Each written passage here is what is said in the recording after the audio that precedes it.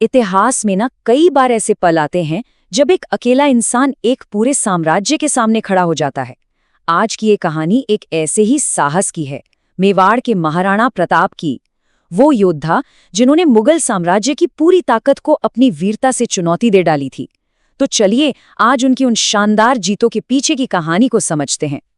जरा सोचिए, एक तरफ एक अकेला योद्धा और दूसरी तरफ एक बहुत बड़ा, एक विशाल साम्राज्य। यही वो असाधारण चुनौती थी जिसका सामना महाराणा प्रताप ने किया था, मेवाड़ की आजादी और उसके स्वाभिमान के लिए।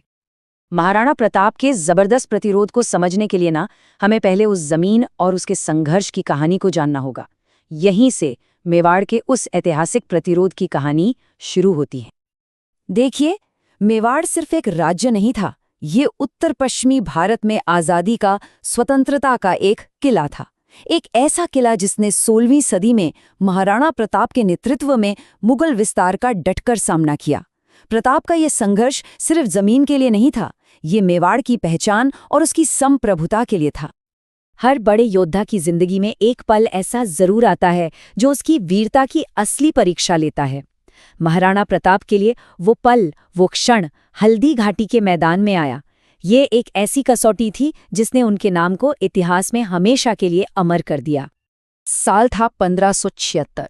हल्दी घाटी की वो तंग घाटी जहां दो विशाल सेनाएं आमने सामने खड़ी थी।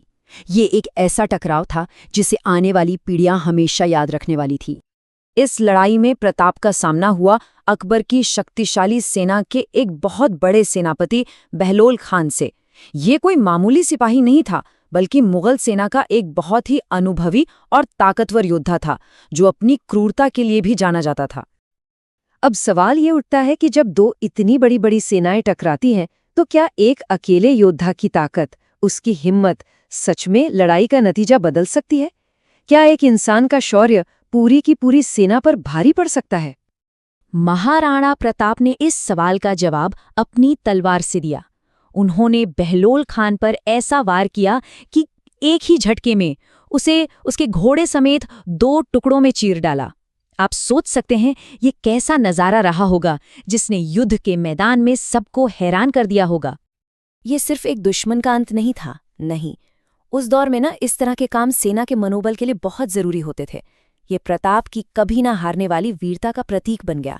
एक ऐसा प्रतीक जिसने उनकी सेना में तो नया जोश भर दिया, पर मुगलों के दिलों में ये डर पैदा कर दिया कि उनका सामना किसी साधारण इंसान से नहीं हो रहा है। तो हल्दी घाटी में इस मनोवैज्ञानिक बढ़त के बाद प्रताप ने मुगल सेना पर दबाव बनाए रखा, और यहीं से ये पूरा संघर्ष एक नए मोड़ पर पहुंचा। दिवेर की लड़ाई, ये वो लड़ाई थी जो मेवाड़ के लिए एक निर्णायक जीत साबित हुई। अगर हम देखें तो हल्दी घाटी वीरता की एक भयंकर परीक्षा थी, तो दिवेर एक सोची समझी रणनीतिक जीत। एक लड़ाई ने मुगल कमांडर की कमर तोड़ी, तो दूसरी ने पूरी मुगल सेना के हौसलों को ही चकनाचूर कर दिया। ये मेवाड़ के संघर्ष में आए बदलाव को दिखाता है। और दिवेर की जीत के जो नतीजे थे वो बहुत दूर तक गए। मुगल सेनापति सुल्तान खान हार गया इस लड़ाई में।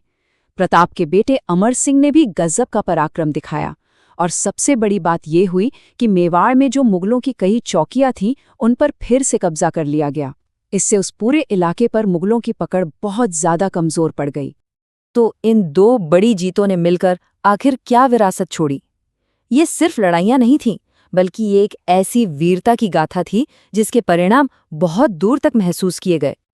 तो संक्षेप में देखें तो 1576 में हल्दी घाटी के मैदान पर बहलोल खान की हार ने मुगलों को हिलाकर रख दिया, और फिर ठीक 6 साल बाद 1582 में दिवेर की लड़ाई ने सुल्तान खान को हराकर मेवाड़ को एक ऐसी निर्णायक जीत दिलाई जिसने पूरे संघर्ष का रुख ही बदल दिया। और इन सब का आखिरी नतीजा क्या निकला? एक टूटा हुआ मुगल मनोबल और मेवाड़ की आजादी के लिए एक और भी मजबूत हुआ संघर्ष। महाराणा प्रताप ने यह साबित कर दिया था कि अगर इरादा पक्का हो और हिम्मत हो तो एक विशाल साम्राज्य को भी चुनौती दी जा सकती है। आखिर में महाराणा प्रताप की कहानी हमें एक बड़े सवाल पर सोचने के लिए मजबूर करती है। जब हालात पूरी तरह से खिलाफ हों, तो क्या एक इंसान का जबरदस्त साहस और उसका पक्का इरादा वाकई इतिहास की धारा को मोड़ सकता है? उनकी पूरी जिंदगी, उनकी विरासत शायद इसी सवाल का एक बहुत शक्ति